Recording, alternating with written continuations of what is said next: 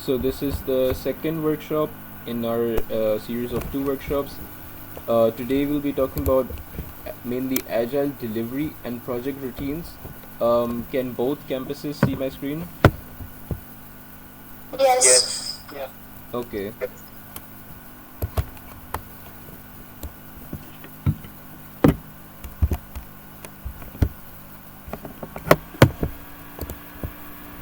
Okay, to start off, the goal today um, is to sort of teach you guys how you can keep projects moving after you initially start them, and what routines you should be practicing so that you know what's actually going on in project, and your MOB and admin and other stakeholders, they also are aware of what sort of progress is being made and how you can prepare to fully release your product and application.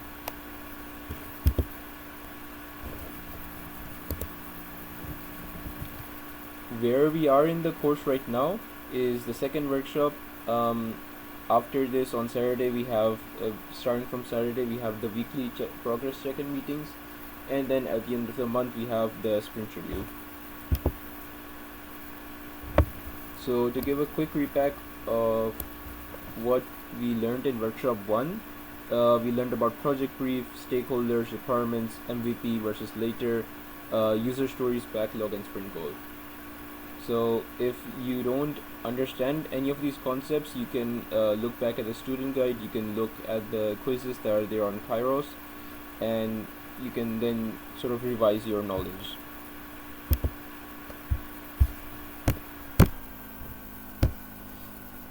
The shift that we are now making from workshop 1 versus workshop 2 is basically in workshop 1 we sort of ask the questions, what are we building itself, and now in workshop 2 we focus more on how do we keep building it properly every week. So once things starts to be built, how do we keep that momentum going on, which is quite important in Nixor corporate, especially the period after summer corporate. It's in corporate fall, it's kind of hard to keep that momentum going with academic stress, so we will be focusing on that mainly. So the concept that we use is agile. Agile, in plain English, it means delivering work in cycles. You build something, you show it, you get feedback, and you improve in the next cycle.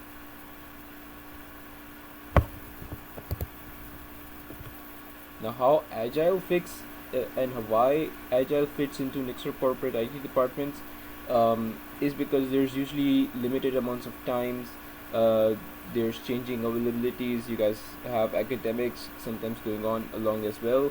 The requirements also change quite a lot, and having visible progress and seeing each iteration is really valuable for your project to move forward and for you to get fast feedback, so you don't spend a lot of time building one thing and then later finding out that you have to change them entirely.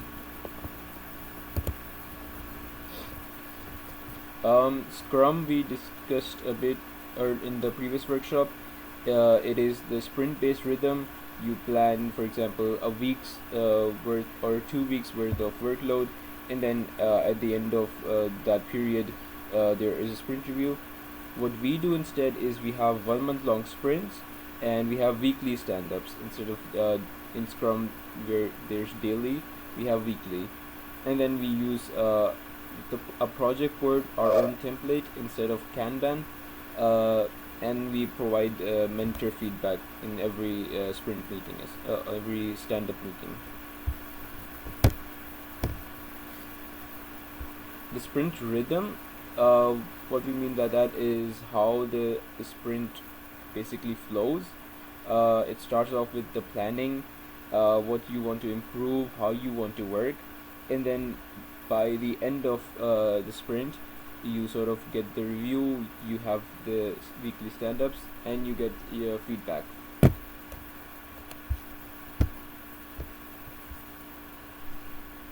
In sprint planning, what you actually decide is what you will complete, who owns each task, and what are the risks, what is blocked, and what is intentionally excluded.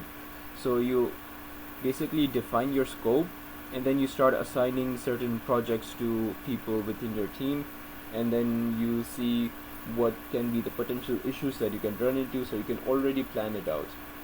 For example, if you're thinking of doing a project in, for example, and assigning it to someone who doesn't have much experience in WordPress, and you're assigning them a WordPress project, so you have to plan for that as well. You have to account how long it will take them to really familiarize themselves within WordPress, and then they can actually start building something. So things like this you should also keep in mind when you assign certain tasks to certain people. A week goal, we discussed this in the previous workshop too. Muiz will take questions at the end as well. So a week goal can be that we'll work on the website, but a strong goal is very specified, that what pages you're working on, what elements of the website you're working on. So that can be like, we'll complete the home page, team page, contact form, mobile testing, and basic documentation. It's specific, it's bounded, it's testable, like you know what pages to test and what parts of the website you can test, and it's easy to review and change.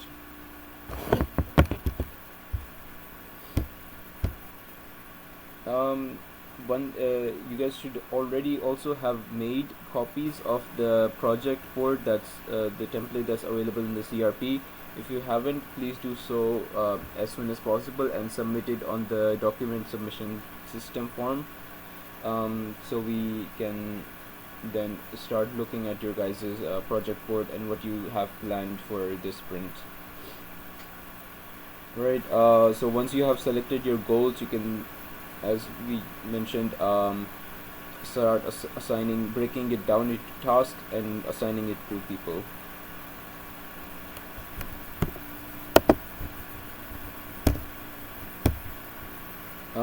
When it comes to selecting the tasks of your sprint, you should, if you're starting a project from scratch, you should think of MVP importance. Like, in your most viable project, does version 1 need this feature or this extra thing for it to work? If no, then you can plan it for later. If there are certain deadlines involved, for example, we told you guys to update your websites before meet and greet, so that's sort of a deadline that you had to work around on. If there's any dependency, maybe something depends on a certain event being executed, or some other thing related. How it will impact users is also something you should think about. Capacity I already mentioned, and blockers as well.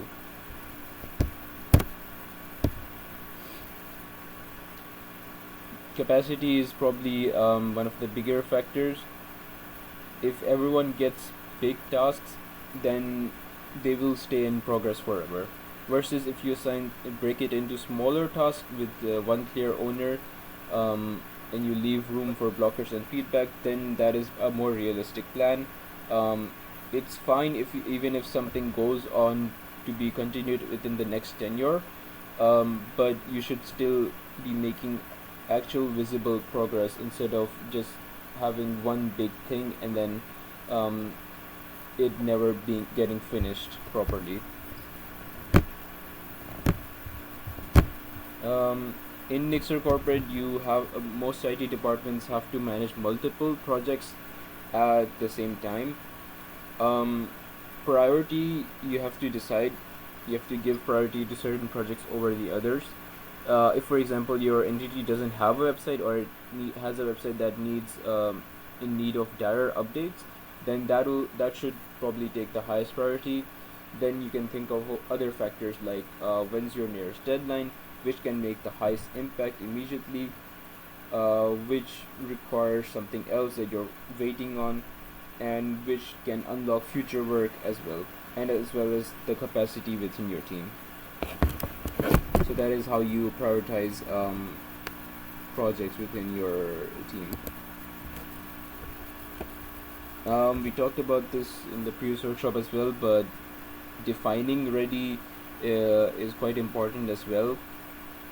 A task is sort of ready to be worked upon. When it is clear, it has a certain person assigned to it, it has some success criteria, there's resources available, and dependencies are known.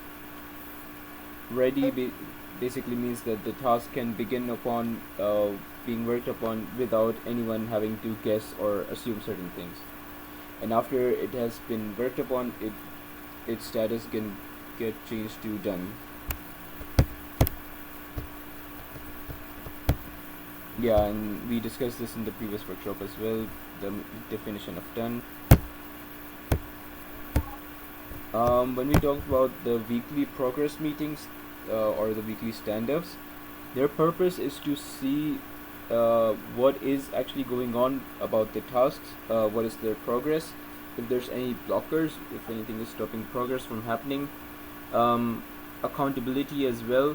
So if, for example, one person in the team cannot complete the task because they have personal commitments or they have academic related things that they're doing, then the task should be reassigned to someone else in the team who may have more availability than that person. And it's also so that your mentors can provide you with any support that you may need in executing your tasks. Now, in a stand-up, how it starts is we start from each person and they answer these three questions. They are that what did I complete, what am I working on next, and what is currently blocking me. Once everyone has answered these, then we can discuss like more specifics. If there are blockers, then if they can be solved, they should be. And if you don't have anything else, for example, a person is done with all their tasks and they don't know what they're working on for next week, then certain tasks can be reassigned to effectively manage the workload as well. An example of a bad update may be that I did some work, I'll continue, no blockers. That doesn't really tell you anything. Good update, you can see on the right hand side, it can be like, I completed the home page, tested it on mobile, next I will add the context section. I am blocked because I need approval from CEO and I need the project lead to follow up today. That actually tells you what's happening within that task, than just you saying that I'm still working on it.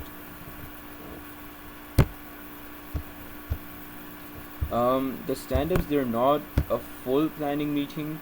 You may plan out some things, but it's not a place where you have long technical debates or you start blaming each other. And it's not a replacement for updating the project board as well. The project board should be updated despite the meeting. It shouldn't be that the project board is always being updated right before the meeting or right after the meeting. It should just always be updated in real time.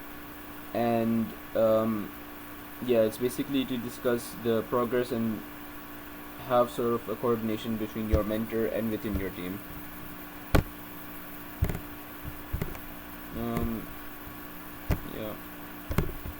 And after the stand-up, you can then move on to updating the blocked tasks. You can add new tasks, reassign the work, record the session, then follow up on blockers. Because if you don't have the follow-up, then it's basically just another meeting or another conversation. When it comes to managing blockers or things that are blocking you, they must be named clearly, and you must assign someone to like look over and do follow-ups with. If, for example, an approval is needed, then a person should be following up on the approval. And what happens after the blocker is solved, then you should decide that as well. And like, for example, if it isn't solved in a certain time, then what are your next steps?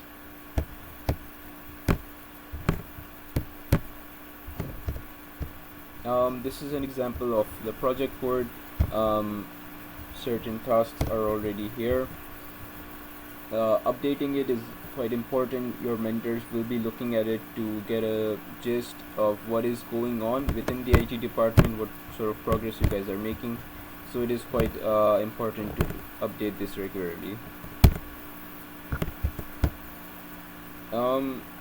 After either a stand-up or a sprint review, you may get changing requirements, and how you can sort of handle them is to clarify, to check the impact. For example, if the requirements that change and you have to completely rebuild your application, then you should readjust, you should ask for clarification, and you should decide how you want to move forward.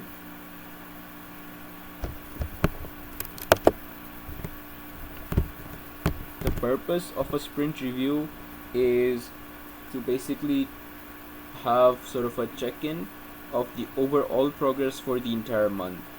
At the start of the month, you decide what you want to do, what projects you want to take on, and what progress you hope to achieve. And at the end of the month, you then sort of it's a review moment, it's a moment of reflection of what you have been able to accomplish according to your initial plan, and what were you not able to complete, as well as what comes next in the next sprint. A week review would be that we mostly completed the website tasks, some things are pending. That again doesn't really tell you anything, but on the other hand, that we completed XYZ page, and this is under review. Documentation is partially complete. We are blocked on this, and then next sprint we want to do this. That really tells you what is the actual progress, and where, if you need any help, that can be done. And then you will get feedback as well. Handling that feedback is also quite important. If you don't write it down, you may forget it. If you don't act upon it, then that entire thing was useless for both you and the people who give you that feedback. So turning them into actionable tasks is quite important as well. And to sort of improve your team as well, you can talk about what went well, what did not go well, and what you will improve upon. And when it comes to actually releasing your product, there's some things that you need to do. First of all, you have to ensure quality. For example, if you want to test, like, is the website easily navigable, you can give it to someone, some executive or some person who hasn't seen your website yet, and you can ask them to sort of test it. That way you can have some sort of quality assurance. Testing as well is quite important, testing everything after your project has been completed, so that there are no bugs that can be found. And when it comes to releasing it, you probably want some sort of announcement, maybe that goes on your Instagram page, or something similar that you should think about as well. The marketing behind it, for example, if you launch a new IT service but it has no actual marketing behind it, then people won't even know that it exists. And when it comes to handover as well, you should be preparing documentation for the next team as well, so that they know how to operate this system actually.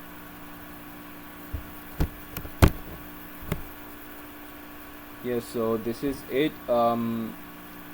Afterwards, on Kairos, the workshop 2 quizzes will also be released, and we can now move on to any questions and answers you guys may have about this workshop. We can start with the question from Abdul Muiz.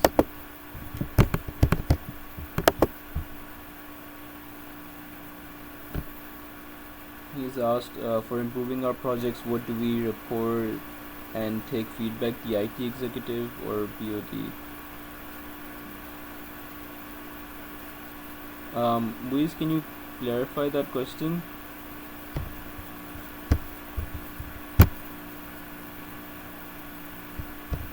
He's not in the meeting. If does anyone else have any questions?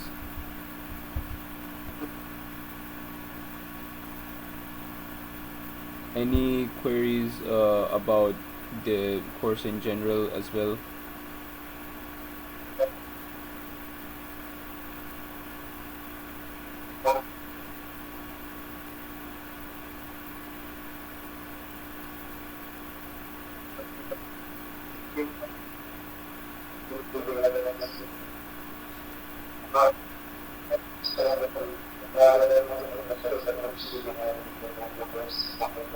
Okay, and are you guys facing any difficulties in sort of managing your project boards or logging in on Kairos or anything else?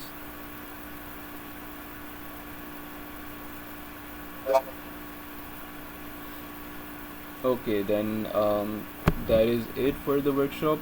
If you guys have any more questions, please drop them on Discord, and you should join the Discord server as soon as possible, and also make a copy of the project board template and upload it on the document submission form. Alright, and be prepared for the meetings on Saturday then. Okay, Allah Hafiz. Now,